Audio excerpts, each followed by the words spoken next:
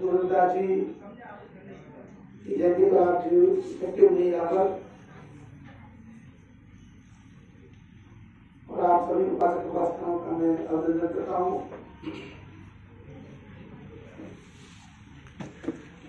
मैं अपने विषय को कुछ ऐसा बनाना चाहता हूँ कि रविदास जयंती के उपलक्ष्य में आप इकट्ठे हुए हैं, एक अवसर होता है,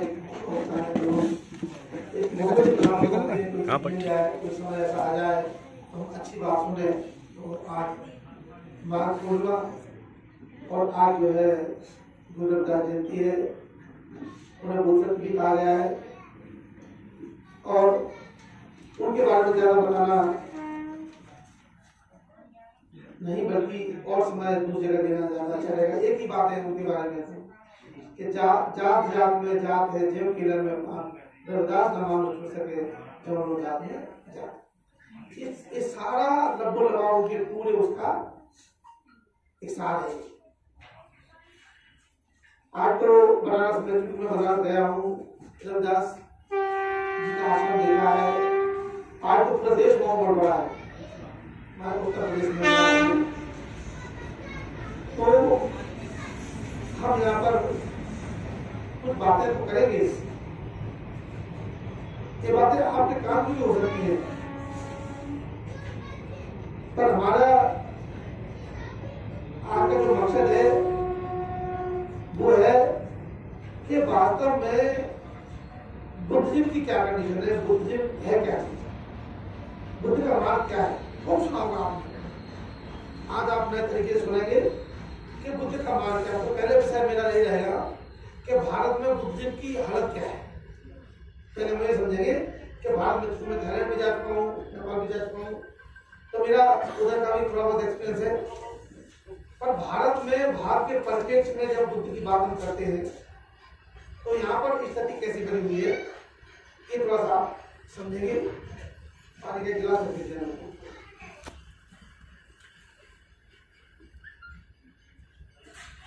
भारत में बुद्ध को कैसे समझा जाता है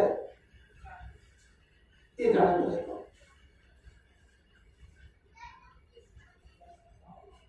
बुद्ध को बुद्ध के नाम से समझा जाता है और बुद्ध के नाम के साथ जुड़े हुए जो लोग हैं उनके माध्यम से समझा जाता है। तो भारत में अब तक बाबा साहब का जो सपना था वो क्या था, भारत को बुद्धमय बनाना है। तो मैं गलत है कि सही है? ये सपना था बाबा साहब का कि भारत को बुद्धमय बनाना है। बात अच्छी है, बुद्धमय होना चाहिए ताकि सब लोग सुख शांति से रह सके, कोई किस्म का किसी को जीवन जीने में तकलीफ ना हो। बुद्ध में भारत बनाने का सपना बाबा साहब का था और वो सपना 14 अक्टूबर 1956 से चल करके आज 16 फरवरी 2022 में बैठे हैं।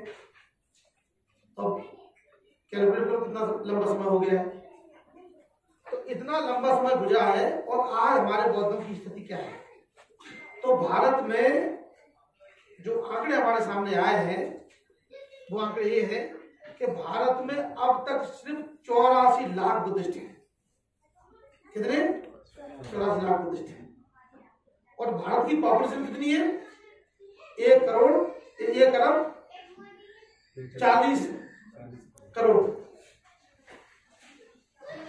1 अरब 40 करोड़ मतलब 140 करोड़ की आबादी में अभी हम 1 करोड़ भी नहीं है।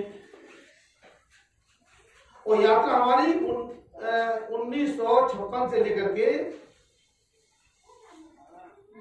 लगभग 64 साल हो रहे है कि नहीं? कितनी बड़ा था, इतना लंबा समय गुजर गया। लंबा तो बहुत समय गुजरा है। उस लंबे समय में हमने क्या किया, हमने मात्र जो है 52 लाख बुद्धिस्ट बनाए। भारत के अंदर मात्र 52 लाख बुद्धिस्ट नए बने जिनको नवबौद्ध कहते हैं। नवबौद्ध उन्हें कहा गया है जो 1956 के बाद बने और 32 लाख के आसपास वो बुद्धिस्ट थे जो ट्रेडिशनल बाबा साहब पहले चले आ रहे हैं। उदाहरण देता हूं, मैं बताता हूं। पश्चिम बंगाल के बुद्धिस्ट त्रिपुरा के बुद्धिस्ट, मेघालय के बुद्धिस्ट, उधर के पूरब के जितने बुद्धिस्ट है ना, वो सब बाबा साहब के पहले के बने हुए बुद्धिस्ट हैं। इन्हें कहते हैं ट्रेडिशनल बुद्धिस्ट। तो हमने अभी तक की यात्रा में मात्र 52 लाख बुद्धिस्ट बनाए। बाबा साहब का सपना कैसे पूरा होगा? सपना पूरा कैसे होगा? सपना बहुत अच्छा है और सपना पूरा हो जाए तो और भी अच्छा है। पर अब तक जो बाबा साहब का जो मूवमेंट है, जो चला है, एक तरफ तो हम इसको देखते हैं, दूसरी तरफ हम जाते हैं बाबा साहब के पूरे जीवन काल को देखते हैं। तो पूरे जीवन काल में 1956 से लेकर के 14 अक्टूबर 1956 से लेकर के 6 दिसंबर 1956, एक माह 22 दिन बुद्धिस्ट बनने के बाद, मात्र 22 दिन बाबा, एक माह 22 दिन बाबा साहब को बुद्धि के ऊपर काम करने का सही मौका मिला। उसके पहले बाबा साहब ने क्या काम किए? पूरा हमारे जीवन को बदलने के लिए, हमारी पूरी जीवन लड़ने के लिए, हमारे अधिकारों को देने के लिए संघर्ष किया। सामाजिक किया, राजनीतिक किया, शैक्षिक किया, बहुत कुछ काम किया है। बहुत सारा का जीवन को उसमें लग गया। बुद्धि के क्षेत्र में काम करने का बाबा साहब का पीरियड बहुत कम था, छोटा पीरियड। इसलिए जो कुछ बुद्धिज्म हमको मिला वो पूरी तरह से नहीं मिल पाया, और पूरी तरह से नहीं मिल पाया इसकी कमी हम महसूस करते हैं। क्योंकि मैं थाईलैंड में रह चुका हूं और आज यहां पर भी हूं, तो मैं कंपेरिजन करता हूं, दोनों को देखता हूं। ये बुद्ध की धरती है, वो बुद्धिस्ट कंट्री है। ये बुद्धिस्ट की धरती, बुद्ध के नाम की धरती है मात्र, लेकिन सही में बुद्धिस्ट कहां पर है? थाईलैंड में। तो बुद्धिस्ट कंट्री है, वो राज धर्म है बुद्धिज्म। ये बहुत बड़ा फर्क है। इसके पीछे क्या कारण है? इसके पीछे क्या कारण है? हमको जो मिला है उसको हमने आगे बढ़ाया है, और हमको किन हालातों में मिला हुआ है उसको समझने की कोशिश करेंगे तो बहुत अच्छे से पिक्चर क्लियर हो जाएगी कहां पर प्रॉब्लम आ रही है हमको। क्योंकि भारत में बुद्धिज्म को पहचाना जाता है कुछ खास जातियों के नाम से पहचाना जाता है, अलग अलग क्षेत्र में। मैं दिमाग में आऊंगा एक खास जाति, अब मैं नाम नहीं लूंगा, अच्छा लगेगा, आप समझ रहे अच्छे से, उस जाति का नाम जाना जाता है। महाराष्ट्र में चले जाओ तो एक खास जाति, उसके नाम से जाना जाता है। तो एक पहचान सी बन गई, आइडेंटिटी बन गई, हमारा नहीं है ये तो अमुक जाति का है, ये हमारे तो अमुक जाति का है, एक पहचान बन गई, एक आइडेंटिटी बन गई, एक आइडेंटिटी बनी है, एक पहचान बनी हुई है। ये सिर्फ भारत में है और कहीं नहीं है, बाहर कहीं नहीं है, सिर्फ भारत के अंदर है ये सब चीजें। थाईलैंड में तो जात पात को जानते हैं, जात पात क्या होता है, या जाति के आधार पर धर्म चलता है। धर्म के आधार पर जाति नहीं चलती है, जाति के आधार पर धर्म चल रहा है। तो बुद्धिज्म को हम समझने की कोशिश करेंगे कि जैसे ही, मैं एग्जांपल दे रहा हूं आपके लिए, क्योंकि मैं भिक्षु, मेरी यात्रा बहुत लंबी यात्रा है, लोग जानते होंगे मैं आंख का डॉक्टर हूँ, आई स्पेशलिस्ट हूँ, और मेरी यात्रा भी काफी लंबी, गुना के काफी लोग जानते हैं मेरे बारे में। तो पहले मैं शिक्षा का काम करता था, वो अभी भी कर रहा हूँ। उसके बाद फिर मैं जो है मेडिकल छात्र जीवन में रहा, फिर उसके बाद शिक्षा का काम किया, दूसरा पड़ाव, तीसरा पड़ाव में सफेद कपड़े, कभी बंदी कपड़े लिए थे मैंने, चौथा पड़ाव, तीसरा पड़ाव, और चौथा पड़ाव मेरा ये जब मैं भिक्षु बना। तो ये जो मेरा अनुभव है विगत 25-30 साल का जो अनुभव है, उस अनुभव को भी मैं आपके सामने पेश करूंगा कि आप समझेंगे कि 1956 में बाबा साहब अम्बेडकर ने जो धर्म दिया हमको, उसमें एक बात दी, क्या दी? 22 प्रतिज्ञा दी। ये 22 प्रतिज्ञा है क्या भाई? दी है ना 22 प्रतिज्ञा है। ये और दुनिया में कहीं पर भी नहीं है 22 प्रतिज्ञा, भारत में है और कहीं पर भी नहीं। प्रतिज्ञा को कोई लेना देना नहीं हुआ, ये भारत में है। क्यों? कि भारत में, भारत जातिवादी देश है, भारत ऐसा बटा हुआ देश है जहां पे असमानता बहुत बड़े पैमाने पर है। तो जो 22 प्रतिज्ञा है, उन्होंने पहली प्रतिज्ञा कौन सी है, कोई बताएगा? पहली प्रतिज्ञा बताइए, सबको मालूम होगा। मैं ब्रह्मा विष्णु महेश नहीं मानूंगा, नहीं है ना, मैं ब्रह्मा विष्णु महेश, कभी ईश्वर नहीं मानूंगा, है ना, कभी ईश्वर नहीं मानूंगा, ब्रह्मा विष्णु महेश।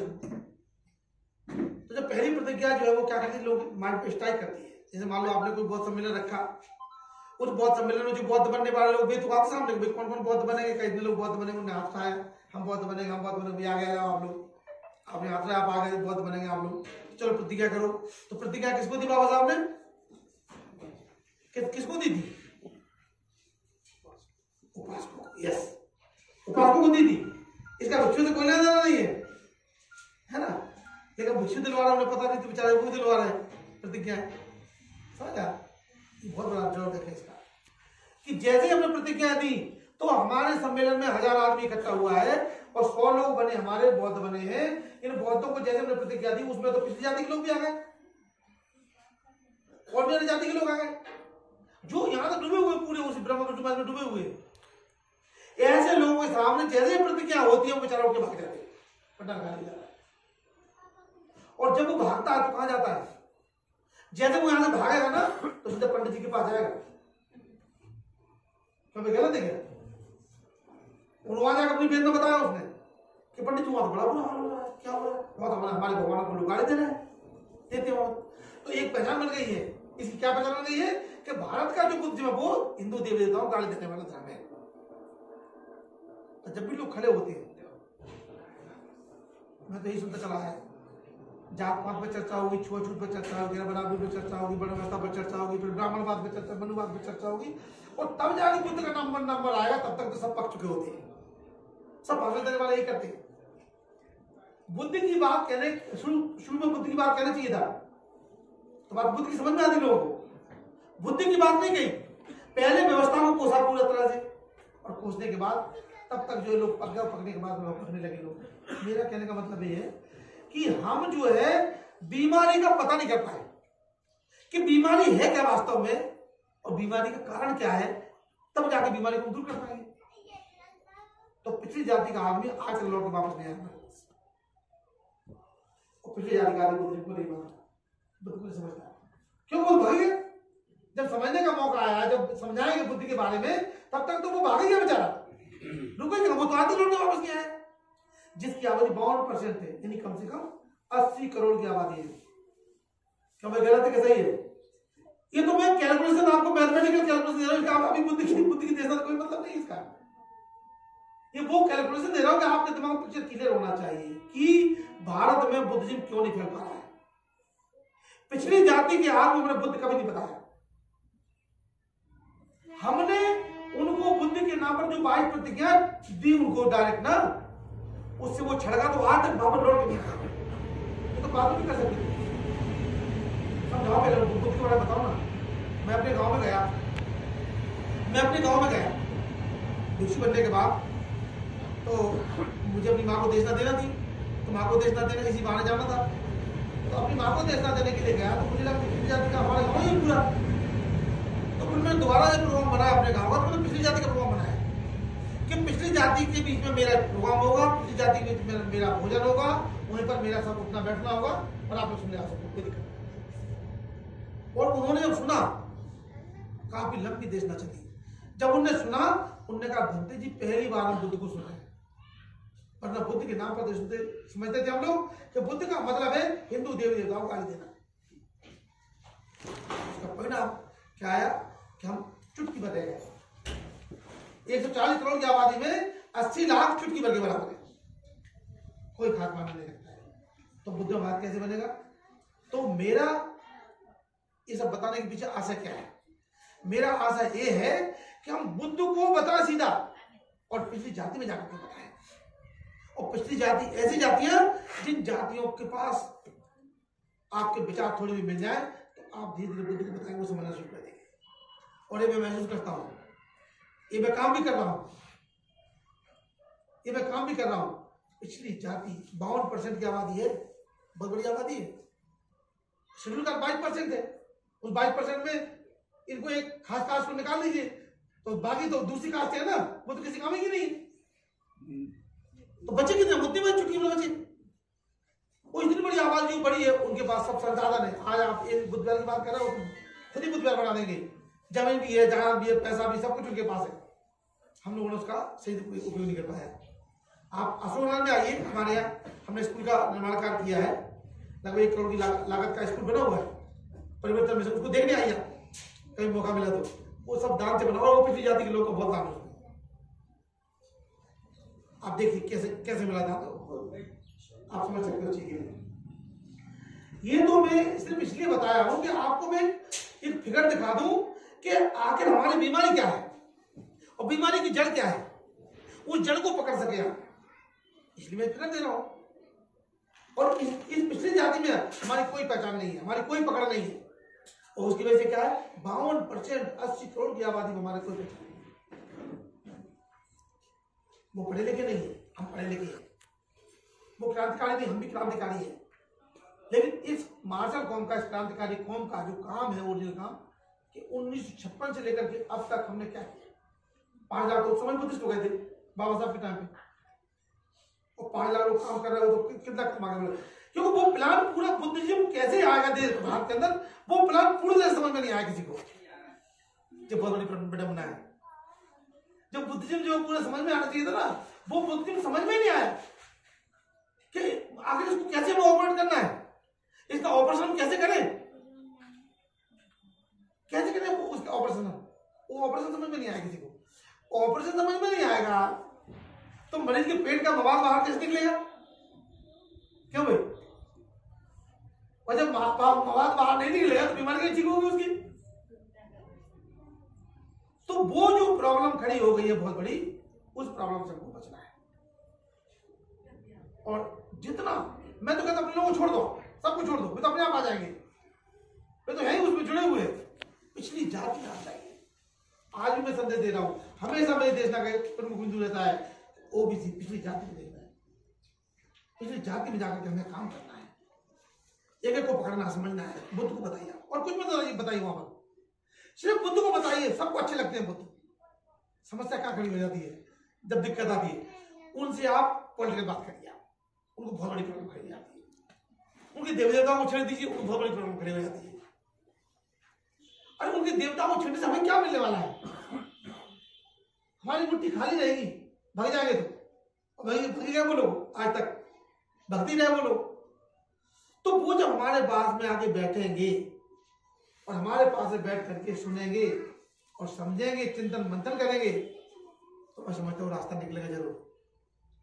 इतना मौका हमने नहीं दिया कभी, ये मौका हमने कभी दिया नहीं होती। ये आपके चिंतन का विषय है, ये आपके चिंतन का बहुत बड़ा विषय मैंने आपके सामने रखा है। इसीलिए बुद्धिज्म को समझना है हमको, तो बुद्धि के स्तर पर समझने वाला बिल्कुल कतई काम नहीं है, ये भी समझ लीजिए आप। बुद्धिज्म का बुद्धि के स्तर पर समझने से कोई लेना देना नहीं है। और बुद्धि के स्तर पर समझ लिया यदि हमने, और समझ करके ये भ्रम हो गया कि मैं तो जान गया बुद्ध को, तो और बड़ी विडंबना कि कभी बुद्ध को वो समझ नहीं पाएगा। बड़ी विडंबना ये होगी कि फिर वो कभी भी बुद्ध को नहीं समझ पाएगा। ये मान लीजिए, कभी भी नहीं समझ पाएगा, उसको भ्रम हो गया है। बुद्ध अनुभूति का, बुद्ध का मतलब अनुभूति, बुद्ध अनुभूति का क्षेत्र है। बुद्ध का मतलब अनुभव, मेरे जीवन में मुझे उतारना है उसको, क्योंकि मेरे जीवन में उतारने से ही मेरा भला होना है। मेरी गाथा कहने से, मेरी कथा कहने से, मेरे प्रवचन से आपका कितना भला होगा उम्मीद मत करिए। बुद्ध के बताए मार्ग पर यदि एक कदम भी मैं चलता हूं, उससे मेरा कल्याण होने वाला है, और कहीं कल्याण का रास्ता नहीं है दूसरा।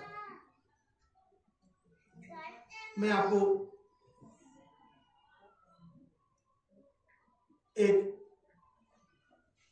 घटना सुनाता हूं, उससे आपको बहुत अच्छे से पिक्चर क्लियर हो जाएगी।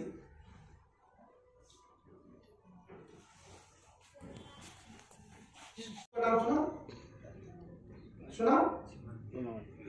नाम सुन, काफी लोग सुना होगा। गाथाओं में आता है, सुना होगा। एक माता पिता अपने बच्चे के लिए क्या करता है? वो भी माता पिता ये कभी भी नहीं चाहेगा उसका बेटा, उसकी बेटी गलत रास्ते पर चले जाए या चला जाए, चाहे मुझे कुछ भी करना पड़े, बड़ी से बड़ी कुर्बानी दे देगा, लेकिन ये कभी बर्दाश्त नहीं करेगा उसका बेटा या बेटी गलत रास्ते पर चले। बल्कि वो ये कोशिश करेगा, अपनी सारी खुशियों को कुर्बान कर देगा, अपनी सारी खुशियों को यूं दफन कर देगा अपना बेटा बेटी खातर, अपने बच्चों की खातर, अपने बाल बच्चों की खातर। करता है कि नहीं करता है? क्यों? उसके प्रति मैत्री होती है, करुणा होती है, तो करता है वो। भगवान बुद्ध ने कहा है कि माता पिता का जो कर्ज है ना, कभी कोई नहीं चुका सकता है। वो एक उदाहरण देते हैं, कोई बहुत भाग्यशाली या कोई बहुत ही पुण्यशाली व्यक्ति भी हो और बहुत पारदर्शिता से भला व्यक्ति क्यों ना हो, यदि अपने माता पिता को अपने कंधों पर बिठा ले, माता पिता को बिठा ले और जिंदगी भर, पूरे जीवन भर उसको कंधों से नीचे ना उतरने दे, उन पर खाना पीना रहना सब कुछ वहीं पर हो, तो भी वो अपने माता पिता के कर्ज से मुक्त नहीं हो सकता है। कितनी बड़ी बात है, इमेजिन करिए आप। माता पिता इतना कुछ करते हैं कि जब भी कोई माँ बाप बाजार में जाते हैं और कोई सामान खरीदते हैं तो उनके जहन में बच्चे होते हैं, दिमाग में हमेशा हमेशा बच्चे होते हैं। मैं बच्चों के लिए क्या ले जाऊं, तो बच्चों के लिए सामान लाता है। घर में खाना बनता है तो पहले बच्चों को खाना खिलाता है, कम खाना होता तो पहले बच्चों को खिलाएगा, खुद भूखा रह जाएगा। अच्छा खाना बनेगा तो अच्छा बच्चों को खिला देगा, खुद बासा खा लेगा। कितना करते हैं माता पिता। एक अजातशत्रु के साथ में हुआ। अजातशत्रु के पिता का नाम था बिंबिसार, माता का नाम कौशला देवी। जब कौशला देवी के पेट में जब बच्चा आया, ये अजातशत्रु। अजातशत्रु का मतलब क्या है आप समझे? आ माने नहीं, नकारात्मक है ना। आ माने नहीं, जात माने जन्म, और शत्रु माने दुश्मन। अजन्मा जो दुश्मन है उसे कहते हैं अजातशत्रु, मतलब जन्म नहीं हुआ अभी तो उसका, और वहां से दुश्मन ही पाले बैठा हुआ है। तो कौशला देवी कहती है अपने पति बिंबिसार से कि जब से मेरे पेट में गर्भ में बच्चा आया है, तब से मेरा ऐसा मन करता है, ऐसा जी करता है कि मैं आपका खून पी लूं, आपका खून पी लूं। ऐसी मन में एक हीच उठती उसको। ये दारू पीने वाले के लिए नहीं, आगे पड़ जाती है तो लगता ना कि जब तक न मिल जाए तब तक चलना पड़े। इसी प्रकार का उसके मन में बार बार आता था ये, और उसने अपने पति को कह दिया। और एक बार ऐसा हुआ कि उसका हाथ में चोट लग गई, बिंबिसार के हाथ में चोट लग गई, खून निकला, दौड़ के आई और उसे खून पी लिया, खून पी लिया, बड़ी तसल्ली हुई उसको। जब वो जन्म हुआ उसका नाम रखा अजातशत्रु, बड़ा शैतान, बहुत शैतान। थोड़ा बड़ा हुआ, देवदत्त के संपर्क में आ गया। देवदत्त के संपर्क में आने के बाद देवदत्त भी शैतान, ये भी शैतान, दोनों शैतान मिल गए, दोनों गुफ्तगू हुई, बातचीतें हुई। तो कहा भाई ऐसा है, एक काम करते हैं कि तुम जो है अपने पिता को कैद करो, क्या उसको कैद करो, राजपाट में कब्जा करो, उसके लिए काम करना पड़ेगा। और मैं बुद्ध की हत्या करता हूं, मैं भिक्षु संघ का प्रमुख बन जाऊंगा, और तुम जो है पिता को जेल में डाल दो या खत्म कर, तुमको राजा बना देता हूं। क्योंकि वो प्रभाव में था, उसके देवदत्त के प्रभाव में था, गुरु मानता था। और उसने ऐसा किया, अपने पिता को जेल में डाल दिया, बिंबिसार को। और जेल में डालने के बाद खूब यातनाएं दी उसको, फिर भी अपने बच्चे के प्रति मैत्री करुणा, कभी नहीं करुणा टूटी उनकी। खूब यातनाएं दी गई है, लेकिन बच्चे के प्रति फिर भी करुणा, इस पर कोई पाप ना लगे। और उसके बाद अजातशत्रु की जो हरकत थी, उन हरकतों से दुखी होकर के उसकी जो मां थी, तो भूखों मारता मेरे पति को, तो मैं क्या करूं? तो अपने पैर के तलवे के नीचे रोटियां दबा करके और अपने बच्चे को, अपने पति को जेल में पहुंचाती थी मिलने के बाद। उसके बाद फिर वो पकड़ी गई रोटियां, तो बंद कर दी गई रोटियां, तो अपने स्तनों से शहद को लगा करके, शहद को लिपटा करके वो अपने पति के पास जाती थी रात को मिलने के लिए। तो वो पति उसको चाट करके अपनी भूख बुझाता था। ये पति ने काम किया। जब अजातशत्रु को इस बात का एहसास हुआ कि मुझे तो अपने पिता को मुक्त करना ही होगा। तो मुक्त करने के लिए, क्योंकि उसने जान लिया कि मेरे ऊपर बहुत पाप हो गया है, बहुत बड़ा पाप किया मैंने, तो वो जैसे ही अपने पिता को मुक्त करने के लिए और जेल में भाला बच्चा और क्या क्या लेकर जाने लगा, तो देखा दूर से ही बिंबिसार ने, अरे तो मेरी हत्या कर देगा, तो हत्या का आरोपी न बन जाए, मेरा पुत्र हत्या का आरोपी न बन जाए, इस पर हत्या का अपराध न लग जाए, तो सर को दीवार से मार कर आत्महत्या कर, और कोई रास्ता था इसके पास। समझने की कोशिश करें इसको। मैं क्यों बता रहा हूं, ये सारी बातें मैं क्यों बता रहा हूं कि माता पिता इतना कुछ करते हैं और बच्चे क्या करते हैं। आज मैं समझता हूं बहुत दिनों के बाद में इतने बच्चे देख रहा हूं यहाँ, नहीं बच्चे तो आते, महिला भी देख रहा हूं, नहीं ना महिलाएं आते ना बच्चे आते हैं। और ये गुनाह में बहुत अच्छी बात है, गुनाह के लोगों ने अच्छा काम किया, इसका मतलब अच्छे काम हुआ तभी तो आ सब लोग। तो बच्चों को हमेशा धर्म की बात सुनाने के लिए ले जाना अति आवश्यक है, ताकि बच्चों पर उसका असर पड़ेगा। दूसरी बात मैं बताता हूं आपको,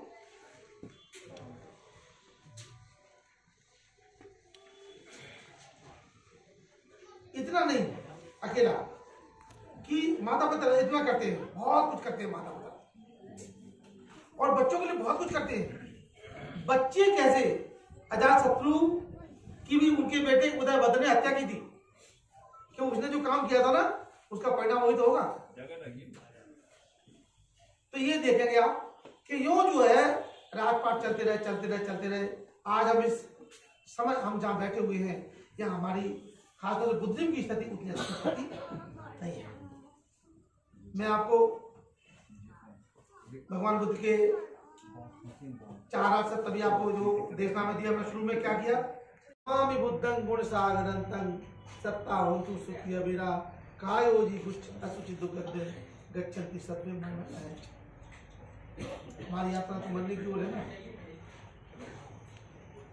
और ये बात मैं भी नहीं समझता था जब मेडिकल साइंस में था, जब मेडिकल कॉलेज में था मैं, और उसमें जो बताते कि मृत्यु क्या होती है, मृत्यु की परिभाषा में जो बताई गई है कि मृत्यु क्या होती है, ये बात मुझे वहां भी समझ में आई है, और जो बुद्ध को समझने के बाद समझ में आई वो अंदर आ गया, जब तो नॉर्मल अंदर आ गया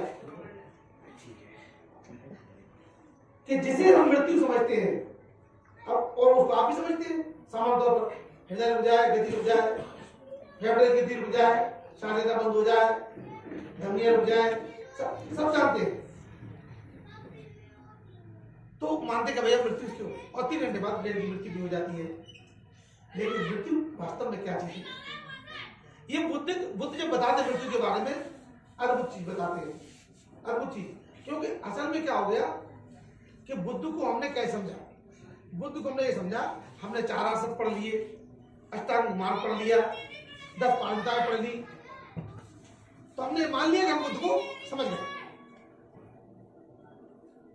और इतना ही आसान है बुद्ध को समझना, तो अब बुद्ध की तो कभी होती नहीं इसमें ना दुनिया में, है कि नहीं। बुद्ध का जो असली जो मतलब है वो क्या है, ज्ञान की सर्वोच्च अवस्था, ज्ञान का शिखर, और वो ज्ञान बुद्धि के स्तर का ज्ञान नहीं, अनुभूति के ज्ञान का शिखर। और चक्कर पड़ जाएंगे, बुद्धि का ज्ञान क्या है, बुद्धि का ज्ञान ये है कि जैसे आपने हमने सबने समझ दिया ये 4 आसक्त दुख है, दुख समुदय है, दुख निरोध है, दुख निरोधगामी प्रतिपदा है, ये बुद्धि की बात है। पर दुख है क्या वास्तव में, तो बुद्ध दुख के बारे में बताते हैं, जाति भी दुख है, जाति माने जन्म, जाति माने जन्म, जन्म को दुख बता रहे हैं, हम सबका जो जन्म हुआ है ना ये दुख का जन्म हुआ है, हम सबका जन्म हुआ है, यहाँ पर कहा हुआ दुख का जन्म हुआ है। और हर साल हैप्पी बर्थडे टू यू मनाते रहते हैं, क्यों गलत है क्या, और जितने बच्चे भी सब बनाते हैं, बूढ़े बुढ़िया भी बनाते हैं, सब बनाते हैं हैप्पी बर्थडे टू यू मनाते। तो क्या मतलब है कि मतलब जन्म के समय एक घटना घटती है, मेडिकल साइंस की वजह से बता रहा हूं मैं आपको, वैसे भी आप समझ में आ जाएगी कि जन्म के समय पर एक घटना घटती है, वो ये घटती है कि रोता है कोई जन्म के टाइम।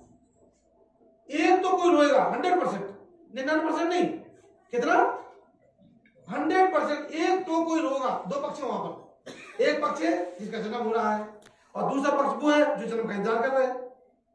क्यों भाई, ऐसे होता ना। तो दो पक्ष में से एक पक्ष को 100% रोना है। इससे सिद्ध होता है कि जाति दुख है, जन्म दुख है। कैसे रोना है कि जब बच्चे का जन्म होता है ना, तो जन्म अंदर हो रहा है, बाहर लोग खड़े इंतजार कर रहे हैं, खबर आ जाए अंदर से कोई ना कोई, तो जो कहां आवाज नहीं आती बच्चे के रोने की, वो आवाज सुनाई देगी तो बड़े बाहर के लोग बड़े खुशी होते हैं। क्यों भैया, गलत है क्या? अंदर तो रो रहा है ना बेचारा, बेचारी रो रही है अंदर, अंदर का रोएगा।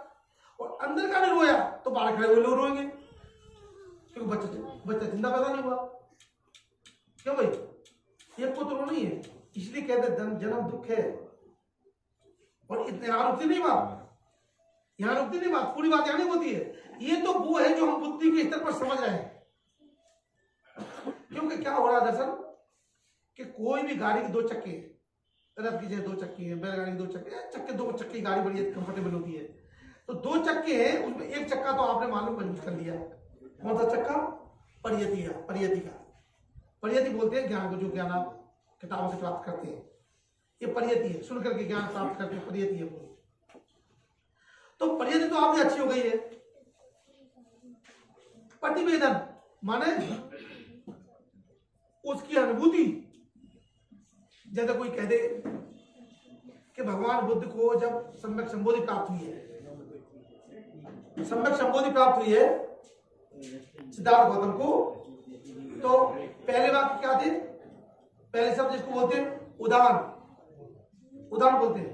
प्रथम उदान क्या था? अनेक जाति संसारं संधाविशन अनिविशन कैकार कंगवेशंतो दुखा जाति पुनः पुनः गए कारक देठोती पुनगे अन्नाकायसी सब बाते पासुका भगा गए कूटन विसकितन विशंकार गतन चित्तन तड़गाणंकर मज्जिगा। अब समझे इसका मतलब क्या है? अनेक जाति संसार, संसार किसे कहते हैं? संसार शब्द है ना, संसार किसे कहते हैं? मैं इसका एग्जाम्पल दूंगा आपके लिए, वो जल्दी समझ में आ जाएगा, बहुत जल्दी समझ में आएगा आपको। जब गांव देहात की तो है, क्यों भाई, है ना, सब समझेंगे। 1 किलो चना को ले, सादा चना, जमीन में उसको इस साइड में बो दो, 1 किलो चना, है ना। 1 किलो चना और ले, भुजी हुए चने, भुजी फूटे चने नहीं होते, भुजे हुए चने, उनको इधर बो दो। और दोनों साइड में बोने के बाद दोनों को एक जैसा खाद, पानी, हवा, प्रकाश सब कुछ एक जैसा मिलना चाहिए। दोनों का एक जैसे देते रहोगे तो आप पाओगे 1 महीने के बाद इधर का एक एक चने में से निकला हुआ एक एक बीज जो ऊपर निकला, इधर का एक भी नहीं निकला ऊपर। क्यों? क्या हो गया भाई, क्यों नहीं निकला? ये क्यों निकला? बच्चों आगे बैठो तो बात नहीं करोगे, दूर दूर बैठा देंगे बनाओ। तो इधर का एक एक निकल आया, इधर का एक भी नहीं निकला। कारण तो कुछ होगा, बिना कारण तो कुछ होता नहीं, बुद्ध कहते हैं, है ना। क्या कारण है? इसके एक एक दाने में पूरा का पूरा चना का पौधा छुपा हुआ है। इस चने में जन्म की पूरी संभावना है, पूरा जन्म ही मौजूद है अंदर, मौका मिलते ही बाहर निकल आया। इसके जन्म की संभावना पूरी खत्म हो चुकी है, इसका जन्म नहीं होगा क्योंकि वो तपा हुआ है। ये सम्यक संबुद्ध है, बुद्ध है, तब गए, इनका जन्म नहीं होगा। ये हम और आप है, इनका जन्म होगा, जन्म होना ही 100%, क्योंकि जन्म की संभावना है। इसलिए बुद्ध क्या कहते हैं? अनेक जाति संसार। संसार किससे बना हुआ है? अनेक जाति संसार। संसारण का मतलब क्या होता है? संसारण का मतलब संसरण, संसारण का मतलब होता है संसरण। संसरण का मतलब है एक जन्म से दूसरा जन्म, तीसरा जन्म, चौथा जन्म, पांचवा जन्म। जन्म की लंबी श्रृंखला, लंबी श्रृंखला, लंबी श्रृंखला, अनंत अनंत सीमा की कोई श्रृंखला, कोई सीमा नहीं इसकी, कोई इतनी लंबी श्रृंखला है जन्मों की। अनेक जाति संसार, अनेक जन्मों में संसार करता रहा। बुद्ध कब कहते हैं? सामान्य व्यक्ति आप और हम कैसे मानेंगे? इसलिए नहीं मानेंगे क्यों? वहां तक हम पहुंचे नहीं। हमको अपने जन्म के बारे में क्या मालूम, पिछले जन्म में क्या थे कुछ नहीं मालूम। क्यों? हमारी पहुंच वहां तक नहीं हुई ना। जब हम अपने आप को तपा लेंगे बुद्ध की तरह, सम्यक संबुद्ध की तरह, तो हमें पता चल जाएगा कि हम पहले क्या थे, और हमें यही पता चल जाएगा अभी हम क्या है, और आगे का पता चल जाएगा हमें आगे क्या होगा, सब पता चल जाएगा हमको। अब चूंकि आप और हम तपे नहीं है, तो तपे ना होने की वजह से बुद्धि कहती है भाई वो सब बेकार है, बकवास है। क्यों बकवास तो कहोगे ना, अनुभव तो कुछ है नहीं, अनुभूति कुछ नहीं है। एक चक्का आपका अच्छा है ज्ञान का, बुद्धि ज्ञान का, एक चक्का जो अनुभूति का वो तो जीरो है, वो तो कुछ भी नहीं उसमें, तो रता कैसे बढ़ेगा? तो अनेक जाति संसारम संधा विषक अनिविषक। आ कहते हैं कि संधा विषक अनिविषक, मतलब मैं जन्मों जन्मों तक चलता तो रहा, परंतु कैसे चलता रहा? संधा विषक अनिविषक, बिना रुके दौड़ता रहा, मतलब रुका ही नहीं मैं। एक जन्म, दूसरा जन्म, तीसरा जन्म, अनंत जन्मों तक में जन्म लेते रहा, लेते रहा, लेते रहा, लेते। और क्या कहते आगे? अनेक जाति संसारम संधा विषक अनिविषक गहे कारकं गवेषन्तु। और जिस जिस जन्म को मैंने ग्रहण किया, मेरी यात्रा जिस जिस जन्म को मैंने ग्रहण किया, तो क्या कहते हैं? दुख का जाति पुनः पुनः, हर एक जन्म में मैंने दुख पाया है, हर जन्म में मैंने दुख पाया है। आज क्या कहते हैं? गहे कारक दिट्ठोसी पुनः काजी। हे घर बनाने वाले, गहे कारक दिट्ठोसी, जो घर बनाता है, जो संसार को बनाता है, अब मैंने उसको देख लिया है। पहली दो लाने क्या कह रही है? दुखी दुख रहा, दुखी दुख रहा। फिर आगे की लाइन क्या कह रही है? गहे कारक दिट्ठोसी पुण्य काजी। दोबारा नहीं घर बना पाएगा अभी। क्यों? घर बनाने वाले गर्दन पकड़ ली मैंने, तो घर बनाने वाले को पकड़ लिया मैंने, कौन घर बनाता है। तो आज क्या कहते हैं? गहे कारक दिट्ठोसी पुण्य काजी सब बातें फा सुखा भग्गा। घर बनाने का जो जो सामान है सबको मैंने भंग कर दिया। जैसे आपका एक मकान बनाना, बुद्धगार बनाना, इसमें क्या लगा? सीमेंट है, गिट्टी है, बसुआ है, बालू है और लोहा तो लगा इसमें, और मेहनत लगी आप सबकी, तभी तो बना है। ये सारा चीजें घर बनाने का सामान है। ये पूरा काम, क्रोध, लोभ, भय, वासना, अहंकार, तृष्णा, ये सारी चीजें जो है वो जब तक मौजूद बनी रहेगी, ये घर बनता ही रहेगा, संसार चलता ही रहेगा, कभी नहीं रुकना। अनिविषण, बिना रुके। गहे कारक दिट्ठोसी पुण्य अरे मैंने तुझे देख लिया, सब बातें फासुका भग्गा, सारी चीजों को मैंने भंग कर दिया। जैसे मान लो ये सामान है, इस सामान को बाहर फैला दो, आप ऐसे इधर फेंक दो, तो घर बन पाएगा? बताओ बन पाएगा क्या? आप कोई पिलर बन पाएगा क्या? नहीं बन पाएगा, इसके लिए इकट्ठा करना पड़ेगा। तो सब बातें फासुका भग्गा, गए कुट्टंग विसक, सबको विसर्जन कर दिया, फैला दिया जगह जगह जगह, कोई काम का नहीं। फिर आज कहते हैं गए कुट्टंग विसक कितंग विसंखार कतंग चित्तंग और मेरा जो चित्त है वो विसंखार हो गया है, बिना संस्कार के हो गया है, निर्मल हो गया पूरी तरह से, उसमें कोई संस्कार नहीं बन सकता। अब उसमें कोई भी संस्कार नहीं बन सकता, यानी कि उसका कभी जन्म नहीं होगा। बुद्ध बिल्कुल साफ कहते हैं कि चित्त का जन्म होना है, शरीर तो चला जाएगा, लेकिन चित्त का तो फिर भी जन्म होता रहेगा। ये जो सिस्टम है कि जब जन्म होगा तो दुख का जन्म हुआ है, ये जन्म की प्रक्रिया रुके, बुद्ध का ही मान है। बुद्ध का last goal of the Buddha, last goal of the teaching of the Buddha to achieve the supreme level of the nirvana. निर्वाण का सुप्रीम लेवल प्राप्त करना है, निर्वाण का साक्षात्कार होना चाहिए। निर्वाण का साक्षात्कार होगा। अब तो आजकल तो क्या कहते हैं, जो मर गया निर्वाण हो गया उसका, है ना? अरे भैया वो तो बेचारा उलझा हुआ गया, कहां निर्वाण हुआ उसका? वो तो उलझा था जीवन में, जीवन में उलझते उलझते गया है। निर्वाण का मतलब तो ये होता है कि जिसके सारे बाण निकल गए, बाण मतलब दुख देने वाली चीज निकल गई, बाण होता ना वो दुख देता ना, तो वो सब निकल गई। निकली कहां? वो तो मरते मरते वक्त भी क्या, मेरा मकान, मेरे बाल बच्चे, मेरे नाती, मेरे पोता, मेरी जमीन, मेरी जायदाद, ये कहते कहते मरा वो तो। क्यों भाई निकले कहां? निर्वाण का साक्षात्कार जीते जी होता, मरने के बाद नहीं होता। चीज समझना बहुत जरूरी है कि निर्वाण क्यों लिखते हैं। मृत्यु का मतलब निर्वाण, निर्वाण जीते जी उनका साक्षात्कार होता है, हाँ मुझे चीज प्राप्त हुई, तो निर्वाण का मतलब उसका साक्षात्कार होता है। तो समझने की कोशिश करेंगे कि बुद्ध क्या कहते हैं कि निर्वाण मतलब जिसमें कोई अब वेदना नहीं रहेगी, कोई दुख दर्द नहीं रह गया है, मुक्त हो गया पूरी तरह से। तो ये जो बार बार जन्म हो रहा है, होते रहेगा, होती रहेगा, होती रहेगा।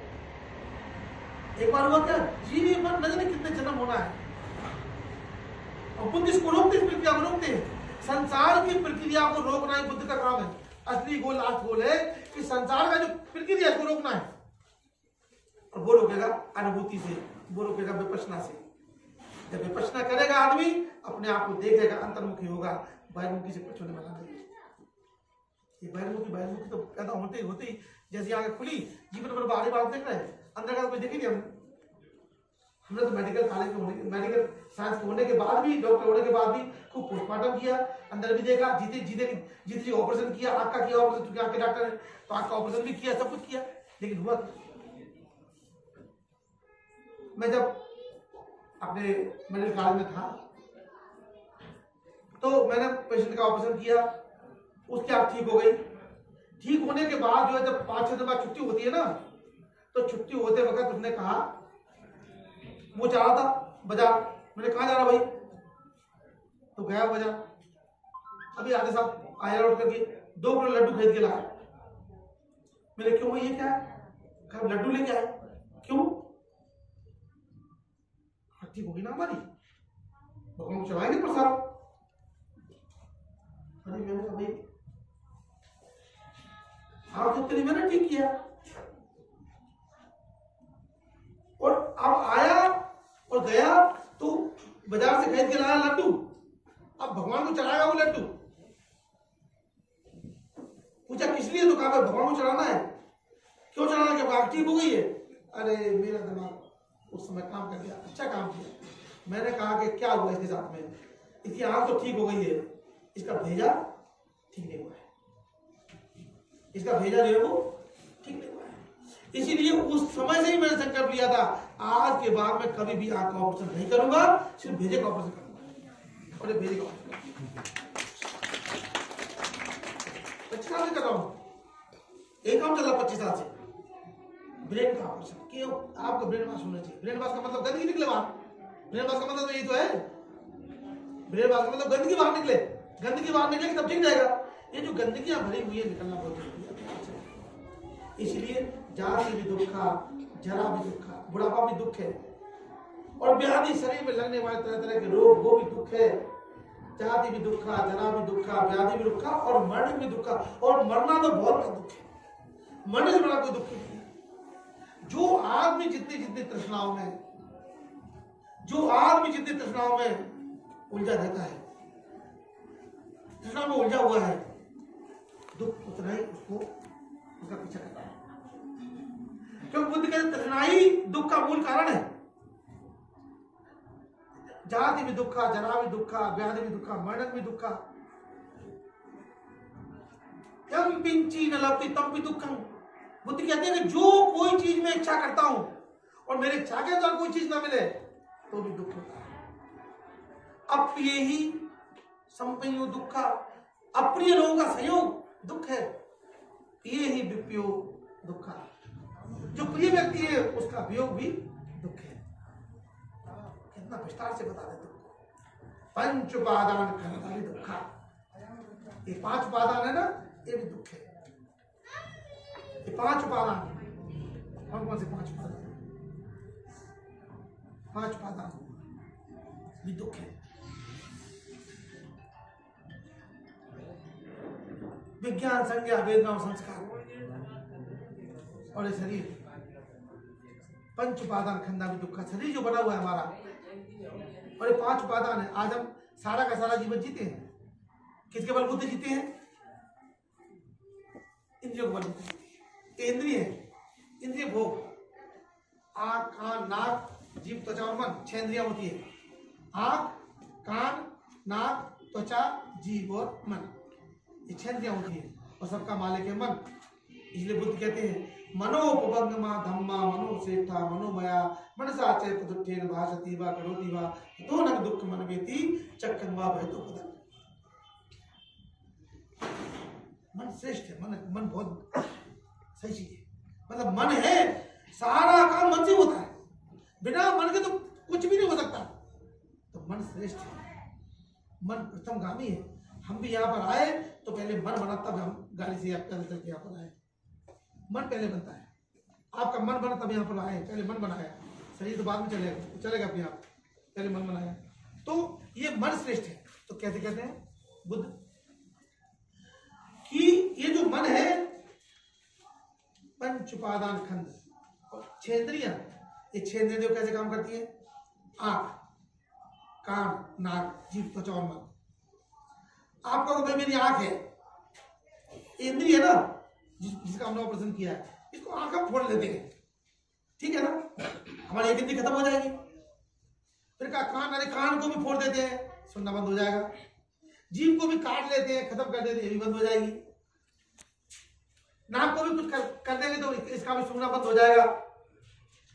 क्यों भाई? और स्किन का क्या कहना है, इसको इसका कोई मतलब नहीं है।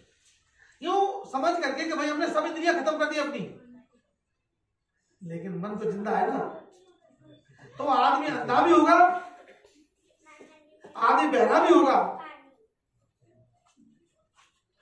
आदमी की नाक भी काम ना करे, आदमी की जीभ भी काम ना करे, तो भी तो मन काम कर रहा है ना, सब इंद्रियां काम कर रही है। इंद्रिया फोड़ने से कुछ नहीं होता। इसलिए बुद्ध क्या कहते हैं, इंद्रियों के साथ में छेड़छाड़ मत करना। ये इंद्रियां वैसी वैसी देखना है तो सिर्फ देखना, सूंघना तो सिर्फ सूंघना। सूंघने में मत करना कि अच्छा है कि बुरा है, और जो अच्छा और बुरा किया तो अच्छी लगी तो उसके प्रति राग पैदा हो जाएगा, और यदि बुरी लगी तो उसके प्रति द्वेष पैदा हो जाएगा। ये राग और द्वेष का संस्कार बनेगा, और जब राग और द्वेष के संस्कार खत्म करेंगे आप, और जब सूंघ रहा तो सूंघ रहा, बस हमें अच्छा बुरा से मतलब नहीं है, तो मानो कि आपकी इंद्री उस दिशा में काम कर रही है। भोजन आया, अरे नमक नहीं नमक डाल लो, अरे इसमें मिर्ची नहीं तो मिर्ची डाल लो। अगर यूं हमने स्वाद के साथ में भोजन को किया तो समझो कि हम भोजन के प्रति एक राग पैदा कर रहे हैं, बुरा हुआ तो दोष पैदा कर रहे हैं।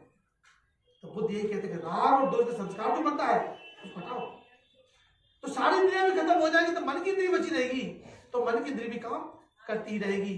इसलिए तो बुद्ध बार बार कहते हैं कि सारी इंद्रियों का जाल है ना, इन इंद्रियों के बसीभूत रहकर के हम संसार चलाते हैं, इंद्रियों से बाहर नहीं आ पाते। इन इंद्रियों से बाहर आएंगे तो सच्चाई का दर्शन होगा, जो चीज जैसी उसकी वैसा ही दर्शन होगा। अभी क्या हो रहा है विपश्यना? क्या Vipassana is nothing, it is only the observation the things whatever as they, not as you like to be. जो चीज जैसी है वैसी ही देखना विपश्यना है, जो चीज जैसी दिख रही है वो विपश्यना नहीं है। कि ये गिलास है, ये पानी भरा हुआ है, तो गिलास में पानी भरा हुआ है, ये तो दिख रहा है आपको, लेकिन सच्चाई क्या है इसकी? सच्चाई नहीं मालूम। सच्चाई ये है कि पानी भी छोटे छोटे परमाणुओं से मिलकर बना होता है, और गिलास छोटे छोटे परमाणुओं से मिलकर बना होता है। तो परमाणु के लेवल में जब इसको देखना शुरू करेंगे आप, तो वो गिलास की असलियत को देखना हो जाएगा। सही। इसलिए बुद्ध कहते हैं changing changing changing, everything is changing in the entire universe, everything is changing in the entire universe. पूरे ब्रह्मांड में सब चीजें बदल रही है, कोई चीज ऐसी नहीं जो स्थायी है, सब बदल रही है, और हमें उसके प्रति आसक्ति है इसलिए क्योंकि हमको लगता है कि जो चीज जो बदल रही है वो हमको दिख नहीं कैसे बदल रही है। उदाहरण के लिए बताता हूं मैं आपके लिए, ट्यूबलाइट जलती है ना, ट्यूबलाइट को आपने जलाया, ट्यूबलाइट बटन दबाया, ट्यूबलाइट को जलाया, जल गई, बस एक बार जल गई। एक महीने से जलती रहेगी, एक महीने के बाद तो बिल आ जाता है कि नहीं आता है? अरे भाई हमने एक बार जब जला दिया तो कहा बिल नहीं आना चाहिए, लेकिन नहीं, बिल इस बात का आ रहा है कि वो जो ट्यूबलाइट आपने जलाई है, समझा, वो ट्यूबलाइट आपने जो जलाई है ना, वो एक बार जलाई और वो इतनी स्पीड से जल रही है कि उसके जो है करंट आ रहा है और खत्म हो रहा है, करंट आ रहा है और खत्म हो रहा है, करंट आ रहा है खत्म हो रहा है। तो व्यय होता जा रहा है, उत्पाद हो रहा है, व्यय हो रहा है, उत्पाद हो रहा है, व्यय हो रहा है, उत्पाद हो रहा है, व्यय हो रहा है, और इतनी स्पीड से हो रहा है हमें नंगी आंखों में दिखाई दे सकता है। एग्जाम्पल के लिए पंखे की 3 पंखुड़ियां होती है, 1 नंबर पे चलाओगे धीमे टुक टुक टुक करके चलता है तो पंखुड़ियां दिखती है, 2 नंबर पे चलाओगे तो कम दिखती है, 3 पे चलाओगे तो और कम दिखती है, और 4 पे चलाओगे तो बिल्कुल नहीं दिखेगी कोई पंखुड़ी। क्यों भाई? क्यों? वो इतनी स्पीड से चल रही है कि वो दिखाई देगी आपको। अब पंखुड़ी तो घूम रही है और स्पीड से घूम रही है और ज्यादा करंट फ्लो हो रहा है उसमें। यो परिवर्तन का जो दर्शन है, परिवर्तन का जो सिद्धांत है, वो इतना फास्ट है कि हमको उसके प्रति उसकी सच्चाई को हम जान ही नहीं पाते कि सच्चाई है कैसी है वास्तव में। कितना जल्दी जल्दी बदल रहा है। कोई आदमी किसी का घटना घट जाए कि भाई आत्मा, आत्मा क्या है? आत्मा के बारे में लोग बोलते बहुत सारी बातें ना, आत्मा है क्या? आपने देखा होगा कि मकड़ी की टांग टूट जाए, छिपकली की टांग टूट जाती है, मकड़ी का अपनी टूट जाती है, भी जब करेगी, है ना? मकड़ी का टांग टूट जाता है वो भी जब करता है, मकड़ा अलग जब कर रहा है, वो अलग जब कर रही है। तो आत्मा क्या है? वो उसमें आत्मा है, इसमें आत्मा है। कहते ना आत्मा कंसेप्ट है बहुत बड़ा। आत्मा नाम की कोई भी चीज नहीं है। फिर ये क्या है? मैं बता दूं ये क्या है। ये सिर्फ जो है फिजियोलॉजिकल और बायोलॉजिकल चेंजेस है। जो फिजियोलॉजिकल बायोलॉजिकल चेंजेस होते रहते और होते रहेंगे, कुछ ना खत्म हो जाएंगे। जब उनका खत्म हो जाएंगे वो, तो फिर जब करेंगे अपने आप बंद हो जाएगा। तो ये जो जीवन है, जीवन क्या है? अष्टकला। अष्टकला में क्या है? 4 महाभूत। कौन कौन 4 महाभूत बताया भगवान बुद्ध ने? पृथ्वी, अग्नि, वायु और जल। ये 4 महाभूत बताए। और इन 4 महाभूतों के गुण, 4 गुण इनके अपने। तो 4 महाभूत, चारों के अपने गुण। अग्नि का गुण जलाना है, पानी का गुण शीतलता प्रदान करना है। ये सबके चारों के 4 गुण है। ये 4 गुण वो 4 महाभूत मिलकर क्या हो जाते? कितने हो जाते हैं? 8 हो जाते हैं। हो गया? ये इसको बोलते हैं, इसको भगवान बुद्ध ने कहा अष्टकला। इकाई है अष्टकला में, इकाई है ये छोटी सबसे सूक्ष्म इकाई है। जैसे आपकी ग्राम की वजन की इकाई क्या होती है? मिलीग्राम। छोटी होती है ना, उससे नीचे, उसके नीचे भी होता होगा नैनोग्राम, एनोग्राम, ऐसा कुछ होता होगा।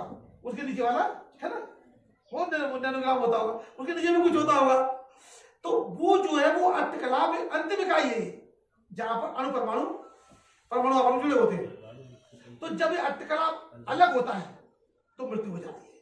जब तक अलग नहीं तब तक नहीं होगी मृत्यु। तो क्या हो रहा है? आदमी धीरे धीरे बूढ़ा हो रहा है बूढ़ा। मेडिकल साइंस में जब जाते हैं हम तो पता चलता है आदमी बूढ़ा होता कैसे है, क्यों होता बूढ़ा आदमी? ऐसे होता बूढ़ा आदमी। बता दो आपको कि जब बच्चा पैदा होता है ना, तो उसकी जो है जो सेल्स है, ह्यूमन बॉडी सेल्स, जो ह्यूमन सेल्स है वो बहुत स्पीड से बनती है। कैसे बनती है?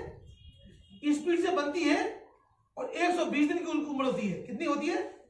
120 दिन की उनकी उम्र होती है। 120 दिन में खत्म होती है। लेकिन डिस्ट्रॉय जो होती है वो कम स्पीड से होती है। जो बनने की स्पीड तो अच्छी होती है, लेकिन डिस्ट्रक्शन जो होता है उसका वो स्लो होता है। और जैसे जैसे उम्र बढ़ेगी तो ये समीकरण जो बदल जाता है। जैसे आदमी की उम्र बढ़ेगी तो प्रोडक्शन कम हो जाता है और डिस्ट्रक्शन बढ़ जाता है। जब बूढ़ा हो गया अब तो प्रोडक्शन कम हो रहा है और डिस्ट्रक्शन ज्यादा हो रहा है, तो सफेदी भी आएगी, हड्डी कमजोर भी होगी। सारा काम हड्डी से होता है, वो भी कमजोर होने लगती है और आदमी बूढ़ा होने लगता है। तो बुद्ध कहते हैं सच्चाई है, आदमी को तो बूढ़ा होना ही है। असल में क्या होता है, दुख क्यों होता है? किसी बात का दुख इसलिए होता है, हम ये मान बैठे ये मेरा पुत्र है, हमें मान बैठे मेरी पुत्री है, और हमें मान बैठे कि ये मेरी पत्नी है, हमें मान बैठे मेरा पति है। मैं आपको एग्जांपल दे रहा हूं। अभी 3 दिन पहले यात्रा कर रहा था ट्रेन में, तो 2-3 महिलाएं थी। उसमें से एक महिला बेचारी 2 बच्चों को लिए थी। उसके बच्चे जुड़वा बच्चे थे, छोटे छोटे थे। तो एक मोबाइल से खेल रहा था, एक ऐसे ही जो है मतलब बैठा।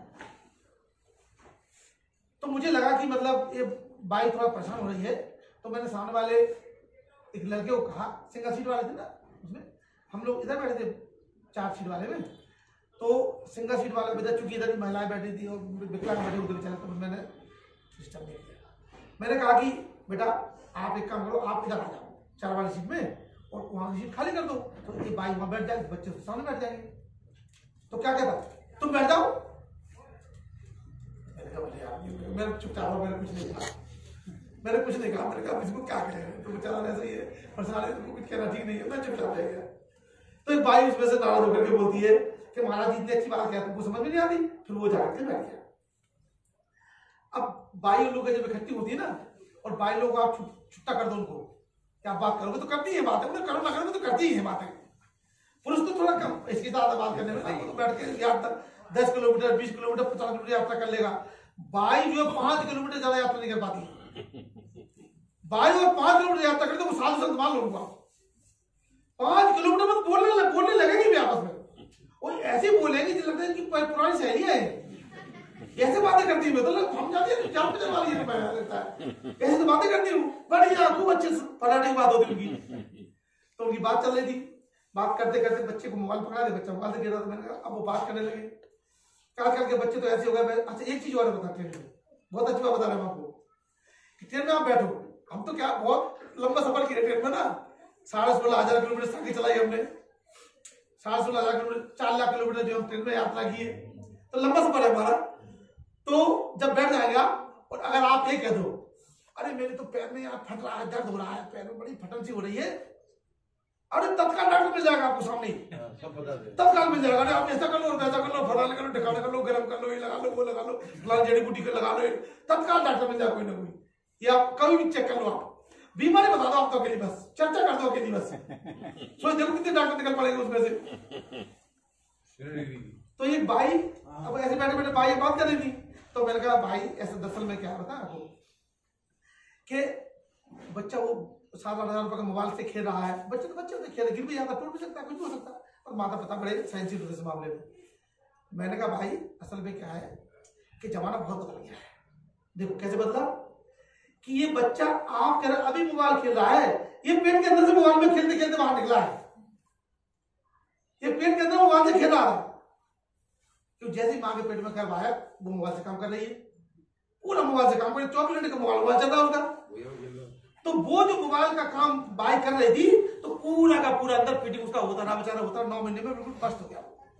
और उस बच्चे को मैं बता दूं आपको, बहुत बड़ा प्रैक्टिकल है मेरा, 4 महीने 3 महीने के बाद बच्चा रो रहा हो, आंखें अच्छी से खुल जाए, रो रहा हो बच्चा, कितना भी रो रहा हो, मोबाइल चालू करके उसके डाल दीजिए, वो अपने आप बंद हो जाएगा, अपने आप रोना बंद हो जाएगा। आप अनुभव करके देखो इस चीज का, चालू करके मोबाइल डाल दीजिए, अपने आप बंद हो जाएगा उनको लेकर के। क्योंकि वो बचपन से वो पेट के अंदर से मोबाइल सीख करके आया है, और इतना जल्दी सीख लेते हैं कि हमने सीखा जल्दी, आधी ट्रेन तो उसके अंदर हो गई थी, आधी बाहर कर ली उसने आकर के। तो ये जो चक्र है, चक्र जो चल रहा है, चक्र को समझने की कोशिश करेंगे आप कि ये जो दुख चक्र है, इस दुख चक्र से बाहर आना है, अनुभव से बाहर आना है, अनुभूति से बाहर आना है। विपश्यना क्या है? विपश्यना है मेरी अनुभूति। मैं विपश्यना नहीं करता तो मैं बता दूं आपको, भिक्षु का भी बनते ही नहीं। आप लोग मत समझिए हम लोग भी बनते हम तो भिक्षु बन जाएंगे, ऐसा मत समझिए। अरे बनते ही तो वही क्या, मैं विपश्यना की तो हम बनते बन गए, तो हम विपश्यना के हम भी बनते बन जाएंगे, ऐसा बिल्कुल भी नहीं है। सबका अपनी अपनी पारमिता है, जिसकी जितनी पार में होगी उतना काम करेगा। लेकिन इतना पक्का है जो मैं बता दूं आपको, विपश्यना आप करेंगे 100% आप जितने दुखी अभी है, दुख आपका जरूर कम हो जाएगा। जिन जिन कारणों से आपके अंदर दुख पैदा होता है, जिन जिन कारणों के से आपके अंदर एक दोष पैदा होता है, मन में राग और दोष पैदा होता है, वो धीरे धीरे कम हो जाएगा। क्यों? आपको रात समझ में आया। भगवान बुद्ध का मार्ग क्या है मालूम है? ये कोई ऐसा पगडंडी मार्ग नहीं है, highway highway highway, super highway है, एक्सप्रेस वे है। जितना बड़ा से बड़ा वो मार्ग है, पगडंडियां नहीं है इसमें, पगडंडियां आगे इसमें मिल जाती है। बुद्ध का महामार्ग है। उस समय राजपथ होते थे, अगर आप देखो उस समय राजपथ होते थे। ये नेशनल हाईवे ना, ये अभी नेशनल हाईवे इसको बोलते राजपथ, तो बोलते इसको हिंदी में। ये राजपथ उस समय भी होते थे राजाओं के, पर सब जगह नहीं होते थे। कुछ कुछ जगह पे होते थे राजपथ, उसी प्रकार का राजपथ है बुद्ध का मार्ग। और बुद्ध का चूंकि मार्ग है और मार्ग पर लगे हुए साइन बोर्ड है ना, एक कहां गया, एक कहां गया, एक कहां गया, पता चल जाता ना ये मार्ग कहां गया, फलाना जगह गया मार्ग। ऐसा बुद्ध का मार्ग है। और जो किताब है साइन बोर्ड है उसकी, जो किताबें आप पढ़ते हैं ना, ये साइन बोर्ड है। ये आपको सिर्फ बता पाएंगे कि ये मार्ग यहां गया है, आपको लेकर नहीं जा सकते हैं जब तक आप जाएंगे तब तक। क्या मैं गलत है क्या? सही है। आप उसको पकड़ेंगे और जाएंगे तो पहुंच जाएंगे वहीं पर जहां आप जाना चाहते हैं, लेकिन सिर्फ पढ़ के रह जाएंगे कि बस सांची तो इतना दूर है, बंबई इतना दूर, हम जान लिया बैठ करके, तो उससे ना बंबई पहुंच पाएगा और ना सांची पहुंच पाएगा। इसलिए बुद्ध का मार्ग है। बुद्ध के धर्म को क्या कहा? मार्ग, बुद्ध का मार्ग है। और मार्ग क्यों कहा गया? क्योंकि चलना पड़ेगा उसके ऊपर। मार्ग है तो चलना पड़ेगा, तो चलने का मार्ग है। और चलने का मार्ग का मतलब है मंजिल तक पहुंचना है। मार्ग इसलिए है कि चलेंगे, और चलेंगे इसलिए कि मंजिल तक पहुंचना है, लेकिन बैठे बैठे तो ना पहुंच पाएंगे, चलना पड़ेगा मार्ग पर, चलना पड़ेगा मार्ग। इसलिए बुद्ध का मार्ग शुद्ध मार्ग है, अनुभूति का मार्ग है, झूठ का राह, कहीं पर नाम उच्चारण नहीं है, कहीं पर भी पूरा अनुभूति से भरा हुआ मार्ग है। इसलिए सभी साथी जो मेरे देशना सुन रहे हैं, मैं समझता हूं ये बड़े पैमाने पर हो और अच्छे से अच्छे हो, अच्छे से अच्छी तरह और रखा जाए इसको। आप लोग रखिए और ओबीसी पिछली जाति में जाकर के रखने का प्रयास करिए। ये भगवान बुद्ध के 4 आर्य सत्य हैं। दुख है, दुख समुदाय है, दुख निरोध है, दुख निरोध गामनी प्रतिपदा है। ये चारों चीजें मिली जुली है, इनको अलग अलग मत कहिए। अलग अलग हो गए तो मामला वाला जाएगा। ये सब जो है मिली हुई है। दुख है अपने आप नहीं है, दुख समुदाय है, मतलब जैसे ही दुख हुआ तो समुदाय हुआ, समुदाय माने कारण, उसका कारण भी साथ में आएगा, बिना कारण के दुख नहीं होगा। तो दुख समुदाय जुड़ा हुआ है, दुख है, दुख समुदाय है, दुख का निरोध है। जब समुदाय है तो पता चला इसका निरोध भी, इसका कुछ ना कुछ उपाय भी है। और दुख निरोध गामनी प्रतिपदा है, अष्टांग मार्ग है बुद्ध का। ये अष्टांगिक मार्ग जिसको हम बुद्धि के स्तर पर समझते हैं ना, इससे काम नहीं चलेगा। बुद्धि के स्तर पर समझने से काम नहीं चलेगा अकेला, कि बुद्धि के स्तर पर उसमें पहली पारमी दान की पारमी है, और सारी पारमी जितनी 10 पारमी है वो सारी की सारी पारमी 3 पारमी बटी हुई है। दान की पारमी हो, शील की पारमी हो, अधिष्ठान की पारमी हो, निष्कर्म की पारमी हो, चाहे वो सत्य की पारमी हो, चाहे वो मैत्री की पारमी हो, चाहे वो उपेक्षा की पारमी हो, सारी पारमी जितनी है वो सारी की सारी पारमी 3 भाग बटी हुई है। जैसे दान की पारमी, बुद्ध की सबसे पहले पारमी कौन सी है? दान की पारमी। असल में क्या होता है, दान बहुत आसान चीज नहीं है। एक तो दान 3 तरह का होता है, दान पारमी, और दान उपपारमी, और दान परमत्त पारमी। 3 तरह की पारमी हो गई ना दान। इसी प्रकार से वीर की पारमी है, इसी प्रकार से सत्य की पारमी है। 3 तरह से तो 30 पारमी कुल हो जाती है। तो सम्यक संबुद्ध बनने के लिए 30 पारमी पूरी करना पड़ती है, तब जाके सम्यक संबुद्ध बनता। 10 से कुछ नहीं होता। क्या होती है दान की पारमी? दान की पारमी मतलब जो आप कोई चीज वस्तु दान करते हैं वो दान की पारमी कहलाती है। उपपारमी में क्या कहलाता है? उपपारमी शरीर का कोई अंग दान करता है, शरीर का कोई अंग दान करता है तो उपपारमी कहलाती है। और इस प्रकार से कोई अपना जीवन ही पूरा दान कर देता है तो वो दान की परमत्त पारमी कहलाती है। इसी प्रकार की सारी पारमी बनी हुई है। तो आप समझे कि दान का चित्त बनना कितना बड़ा मुश्किल है। हमने क्या कहा कि अनेक जाति संसारं संदा विषण अनिविषण, नहीं, हमने क्या कहा था वो क्या बोलते हैं, नमामि बुद्धं गुण सागरंतं सत्ता होतु सुखी अविरा। नमामि बुद्धं गुण सागरंतं मतलब हम भगवान बुद्ध को नमन करते हैं जिनके गुण अनंत सागर की तरह है। नमामि बुद्धं गुण सागरंतं सत्ता होतु सुखी अविरा। कायो जी गुच्छ, सत्ता हो, सत्ता माने होता है, सत्ता माने क्या होता है? रानी। सत्ता का मतलब ये सत्ता नहीं, सत्ता रानी। सत्ता हो तुम हो, सुखी अबेरा, सुखी रहे, अबेरा मतलब बैर रहे। सत्ता हो तो सुखी अबेरा। कायो जी गुच्छ, कायो जी गुच्छ मतलब मेरी काय शरीर, और शरीर में top to bottom, bottom to top, अंदर ही अंदर देखो गुच्छों से भरा पड़ा हुआ एकदम, गुच्छा कितना है, जैसे अंगूर गुच्छे होते हैं, किसी मधुमक्खी के गुच्छे होते हैं, ऐसा गुच्छे की तरह अंदर अंदर पूरा नशे भी है, सब कुछ क्या क्या है अंदर, बहुत कुछ है। 32 प्रकार की कायो जी कुछ असुचि दुर्गंध है, और इसमें 32 प्रकार की असुचि है, असुचि की मतलब दुर्गंध, 32 प्रकार की गंदगी शरीर के अंदर निकलती है, जो हम top to bottom, bottom to top, नीचे से ऊपर, ऊपर से नीचे 32 प्रकार की गंदगियां निकलती हैं। तो मैं गलत है क्या? एक भी ऐसी चीज नहीं है जिसको आप संभाल के रख सको। कायो जी कुछ असुचि दुर्गंध गच्छन्ति सब्बे मरण, और सब लोग किधर जा रहे हैं? मरने की ओर जा रहे हैं, सब मृत्यु की ओर जा रहे हैं। एक एक पल हमारा मृत्यु की ओर भाग रहा है, एक एक पल हमारा मृत्यु की ओर भाग रहा है। जितने कदम हम बढ़े मृत्यु के करीब पहुंच गए हैं, जितने कदम बढ़े मृत्यु के करीब पहुंच गए हैं, और सच्चाई को जाने बगैर पहुंच जाएंगे तो फिर वही भोगना होगा, उसे कोई नहीं बता सकता है। जिस प्रकार चने का मैंने एग्जाम्पल दिया है, उसी प्रकार जब चना तप जाता है ना, तो उसकी कीमत बढ़ जाती है। अब मैं एग्जाम्पल दूसरा देता हूं आपको। सील, सील दिए, फिर 5 सील दिए आपको हमने, क्या दिए? 5 सील दिए। सील का मतलब क्या होता है? सील का मतलब बताया था मैं आपको, थोड़ा बात नहीं करे भाई, बात ना करिए थोड़ा। सील, सील किसे कहते हैं? देखो समझिए, सील किसे कहते हैं? सील शब्द का इस्तेमाल कई जगह होता है। जैसे